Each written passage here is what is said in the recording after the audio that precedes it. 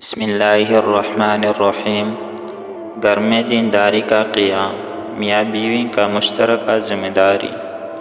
رسول اللہ صلی اللہ علیہ وآلہ وسلم نے ارشاد فرمایا، مرد اپنے گھر والوں کا نگران ہے اور اس سے اس کے ماتحتوں کے بارے میں سوال ہوگا، اور عورت اپنے شوہر کے گھر اور اس کے اولاد کی نگران ہے اور اس سے ان کے بارے میں پوچھا جائے گا۔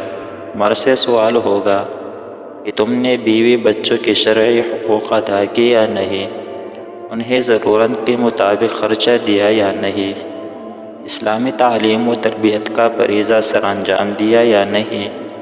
اسی طرح عورت سے سوال ہوگا کہ تم نے شوہر کی خدمت کی یا نہیں، شوہر کے مال و اولاد کے ساتھ خیرخواہی کا معاملہ کیا یا نہیں، بچوں کی عمدہ پرورش اور تربیت ذمہ میں تھی، اسے سر انجام دیا یا نہیں۔